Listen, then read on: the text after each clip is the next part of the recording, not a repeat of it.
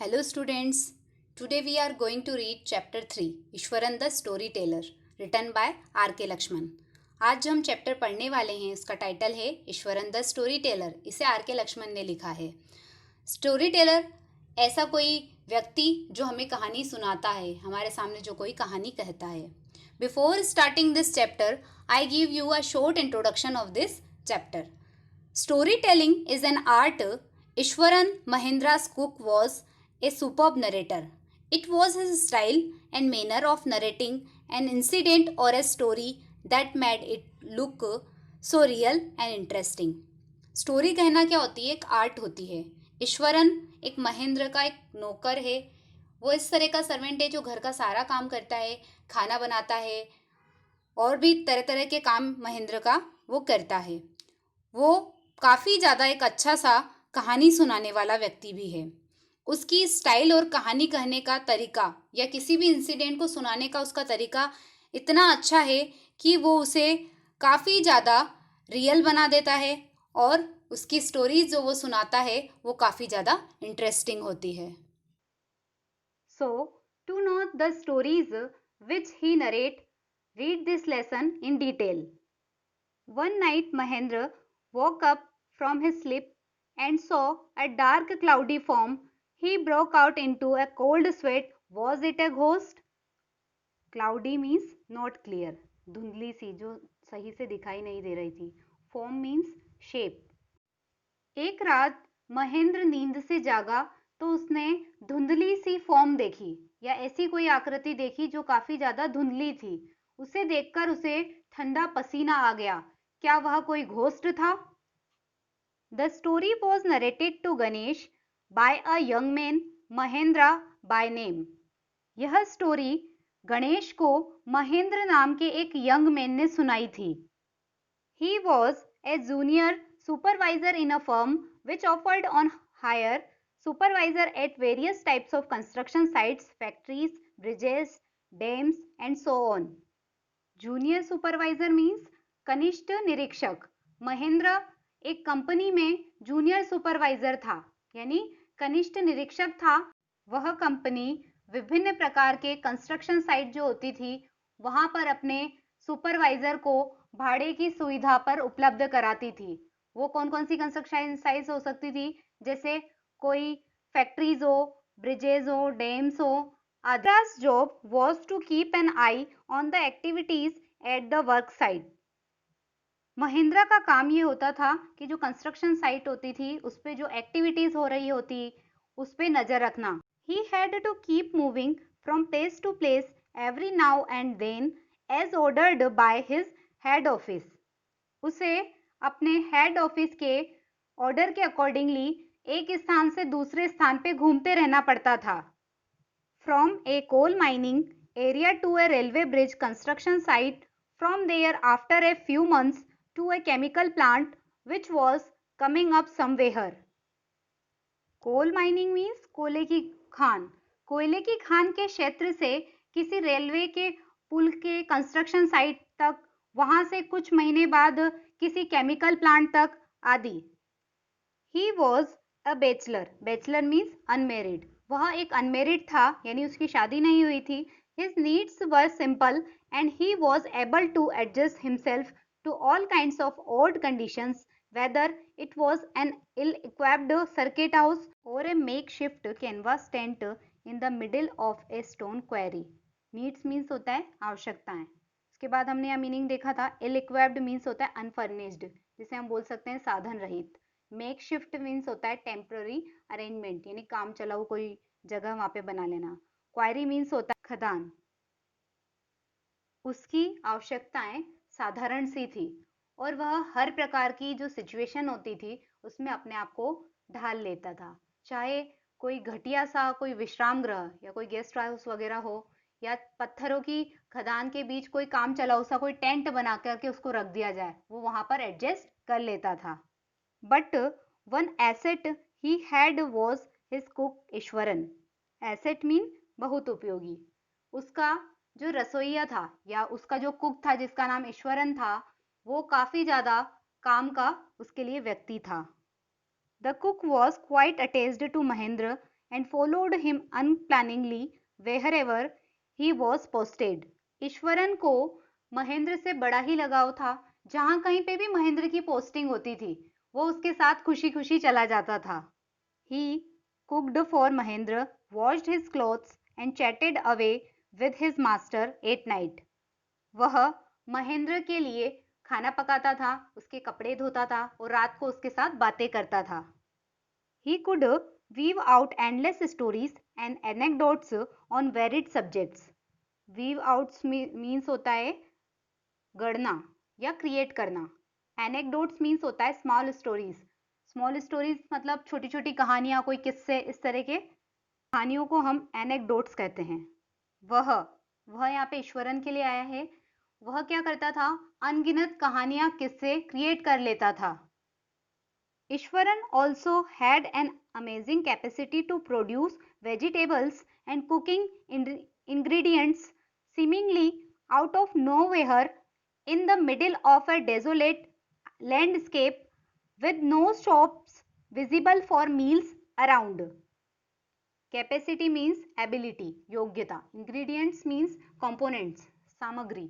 Desolate means lonely, जो सुनसान जगह है, उसके लिए ये वर्ड आया है।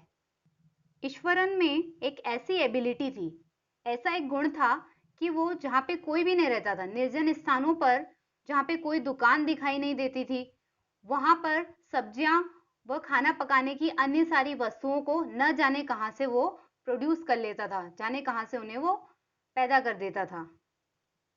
He would miraculously conjure up the most delicious dishes made with fresh vegetables within an hour of arriving at the zinc sheet shelter at the new workplace.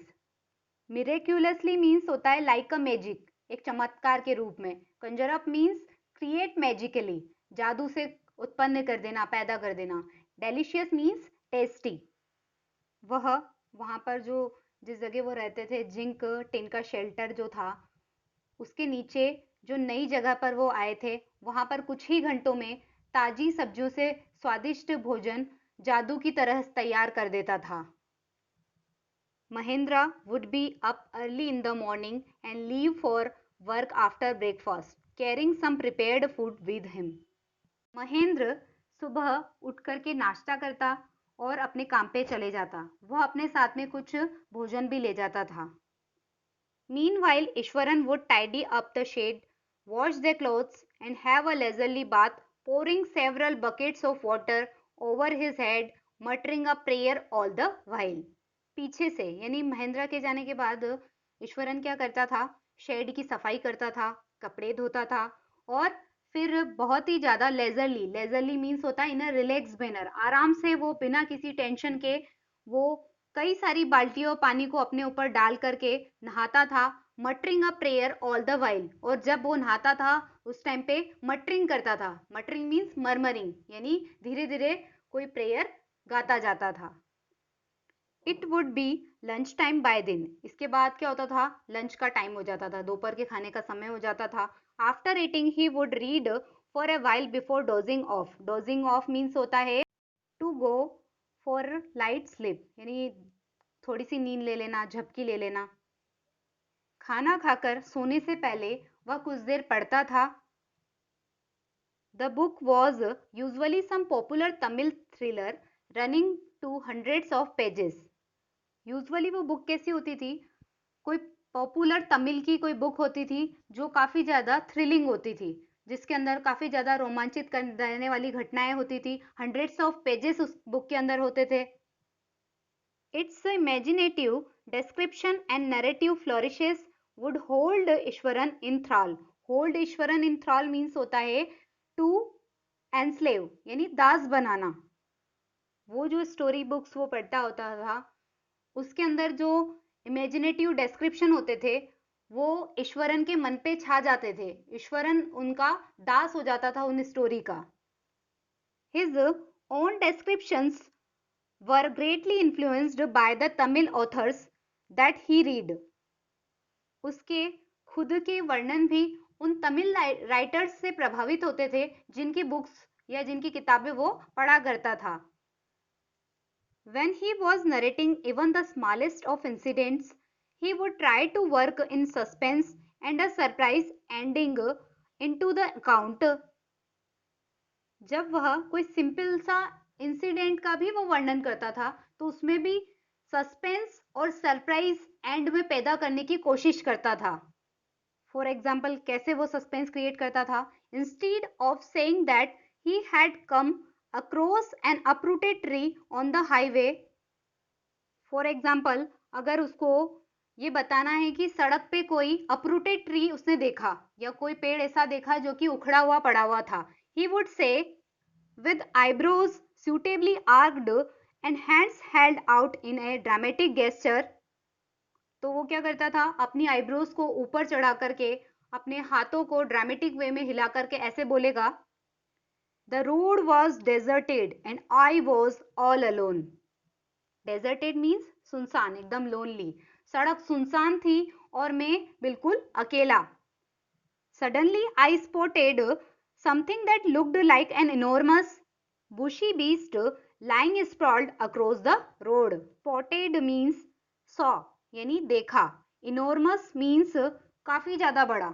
Bushy beast means काफी ज्यादा झाड़ीदार किसी बड़े से जानवर के लिए वर्ड यूज हुआ है. Sprawled means फैला पड़ा हुआ. Suddenly अचानक से मैंने सड़क पर ऐसी कोई चीज देखी जो ऐसा लगती थी जैसे कि कोई बड़ा सा झाड़ीदार बहुत बड़ा एनिमल सड़क पे लेटा पड़ा हो. I was half inclined to turn and go back, but as I came closer, I saw that it was a fallen tree with its dry branches spread out. Inclined means होता है इच्छा होना, मन होना. मेरा ऐसा मन होता है कि मैं वापस लौट जाऊं. मेरा आधा मन ऐसा हो गया था कि मैं वापस टर्न करके चला जाऊं, लेकिन जैसे ही मैं उसके पास गया तो मैंने ऐसा देखा कि वो तो एक गिरा हुआ पेड़ था जिसकी जो ड्राई ब्रांचेस थी वो फैली पड़ी हुई थी. Mahendra would stretch himself back in his canvas chair and listen to Easwaran's tale uncritically. Uncritically means होता है बिना आलोचना किए. महेंद्र जो कि ये कहानी सुन रहा था वो अपनी कैनवास की जो चेयर थी उस पर वापस से स्ट्रेच हो जाता है, लेट करके आराम से फैल जाता है. और ईश्वरन जो कहानी सुना रहा था बिना किसी आलोचना के उसे वापस सुनता रहता है. अभी तक ईश्वरन ने ऐसा बताया था कि एक अपरूटेड ट्री को उसने स्टोरी के थ्रू बताते हुए कि एक सस्पेंस में डाल दिया था. महेंद्र काफी ज्यादा सस्पेंस में चला गया था. फिर बाद में एंडिंग करते हुए उसने बता दिया था कि वो तो एक अपरूटेड ट्री था, वो कोई लार्ज या बीस्ट नहीं था. तो एंड में उसकी जो इंसिडेंट्स वो बताता था या कोई स्टोरी वो बताता था उसमें सस्पेंस डाल दिया करता था. नेक्स्ट स्टोरी वो बताता है, the place I come from is famous for timber. Eswaran would begin. Timber means होता है वुड यूज्ड फॉर बिल्डिंग्स यानी इमारती लकड़ी. तो इस तरह से ईश्वरन बताता है कि जहां का मैं रहने वाला हूं वह जगह इमारती लकड़ी के लिए काफी ज्यादा प्रसिद्ध है. There is a richly wooded forest all around. The logs are hauled on to the lorries by elephants. Hauled means होता है पुल्ड विद फोर्स या लिफ्टेड, खींचना या उठाना. जिस जगह की ईश्वरन बोल रहा है वो काफी ज्यादा समृद्ध जंगल है यानी वहां पे काफी ज्यादा इमारती लकड़ियां थी. लकड़ी के जो लोग्स होते थे, लोग्स मतलब होता है बड़े बड़े लकड़ी के लट्ठर, उनको उठाने का काम वहां पर हाथी किया करते थे और हाथी ही उन्हें उठा करके जो लोरीज होती थी उन पे लादते थे. They are huge well fed beast. हाथी जो कि काफी बड़े हष्ट पुष्ट ऐसे बड़े बड़े एनिमल्स हुआ करते थे. When they turn wild, even the most experienced मोहावत is not able to control them. मोहावत ये होता है जो व्यक्ति हाथी पर बैठ करके उसको कंट्रोल करता है. जब ये वाइल्ड हो जाते थे या थोड़े से भी ये जंगली हो जाते थे या थोड़े से पागल हो जाते थे तो इतने ज्यादा एक्सपीरियंस महावत भी उनको कंट्रोल नहीं कर पाता था. After this prologue, Ishwaran would launch into an elaborate anecdote involving an elephant. Prologue means होता है introduction, launch means start, elaborate means detailed या विस्तृत वर्णन। हाथी के बारे में थोड़ा सा ये इंट्रोडक्शन देने के बाद ईश्वरन ने हाथी से रिलेटेड एक एनेक्डोट या एक किस्सा सुनाना शुरू कर दिया था। वो किस्सा क्या था? One day a tusker escaped from the timber yard and began to roam about, stamping on bushes, tearing up wild creepers and breaking branches at will. Tusker means होता है मेल एलिफेंट, नर हाथी। स्टैम्पिंग मीन्स होता है to put foot down, यानी पैर जमीन पर पटकना। एक दिन एक टस्कर, एक मेल एलिफेंट, लकड़ियों का जो यार्ड था जहां पे लकड़ियां रखी जाती थी उस जगह से निकल गया और इधर उधर झाड़ियों पर पैर रखता हुआ जो जंगल की क्रीपर्स वगैरह उग रही थी उनको उखाड़ता हुआ, उसके बाद जो ब्रांचेस थी उनको अपनी मर्जी से तोड़ता हुआ इधर उधर घूमने लगा। You know sir how an elephant behaves when it goes made. उसके बाद वो ऐसा बोलता है कि सर आपको पता है कि एलिफेंट किस तरह से बिहेव करता है जब वो मैड हो जाता है, जब वो पागल हो जाता है तो उसका बिहेवियर कैसा हो जाता है। Eswaran would get so caught up in the excitement of his own story that he would get up from the floor and jump about, stamping his feet in emulation of the made elephant. Emulation means होता है अनुकरण करना। ये कहानी से excited होकर के ईश्वरन उस हाथी की नकल करता हुआ जो फ्लोर था उस पे उछल कूद करने लग जाता था। The elephant reached the outskirts of our town, breaking the fences down like matchsticks. He would continue. Eswaran अपनी कहानी को आगे बढ़ाते हुए कहता है कि जो वो हाथी था जो हमारे नगर में या हमारी सिटी के वहाँ पर जो फेंस बनी हुई थी वहाँ तक आ गया था। उस फेंस को उसने ऐसे तोड़ दिया था जैसे कोई मैचस्टिक्स हो, माचिस की तीलियों को जैसे तोड़ दिया जाता है उस तरह से उसने वहाँ बनी हुई फेंस को तोड़ दिया था। It came into the main road and smashed all the stalls selling fruits, mud pots and clothes. फिर वो हाथी मेन रोड पे आ गया और जो फ्रूट्स की मिट्टी के बर्तन की कपड़ों की जो शॉप्स लगी हुई थी उनको भी उसने तोड़ डाला। People ran helter skelter in panic. Helter skelter means होता है in hurry and in confusion, यानी अफरा तफरी जब मच जाती है उस सिचुएशन के लिए वर्ड यूज करते हैं। लोग घबरा करके इधर उधर भागने लगे। The elephant now entered a school ground where children were playing breaking through the brick wall. फिर वो हाथी स्कूल के बाहर जो ब्रिक वॉल बनी हुई थी, ईंटों की दीवार बनी हुई थी, उसको तोड़ करके अंदर घुस गया जहाँ पर प्लेग्राउंड में बच्चे खेल रहे थे। All the boys ran into the classrooms and shut the doors tight. सारे ही बच्चे दौड़ करके क्लासरूम में घुस गए और उन्होंने दरवाजों को टाइटली बंद कर लिया। The beast granted and wondered about, pulling out the football goal post, tearing down the volleyball net, kicking and flattening the drum kept for water and uprooting the shrubs. The beast granted यानी वो हाथी या वो बड़ा जानवर चिंगाड़ा, उसने ऐसी, हाथी जिस तरह से चिल्लाता है ऐसी आवाज़ निकाली। एंड वेंडर्ड अबाउट और इधर उधर घूमने लगा। Pulling out the football goal post, football का जो गोल पोस्ट था उसे उखाड़ दिया। वॉलीबॉल की जो नेट थी उससे भी उसने फाड़ दिया और पानी का जो ड्रम था उसको किक मार करके उसने चपटा कर दिया और सारी वहाँ की झाड़ियों को उखाड़ डाला। अपरूटिंग मीन्स उखाड़ देना, श्रब्स मीन्स झाड़ियाँ। Meanwhile all the teachers had climbed up to the terrace of the school building. From there they helplessly watched the depredations of the animal elephant. इसी दौरान सारे टीचर्स स्कूल की जो terrace थी school building की वहाँ पर चढ़ गए। वहाँ से हेल्पलेसली जो डेप्रेडेशन हो रहा था, जो विनाश हाथी कर रहा था, वो उसे वहीं से देख रहे थे। There was not a soul below on the ground. कोई भी उस ग्राउंड में नहीं था। The streets were empty as if the inhabitants of the entire town had suddenly disappeared.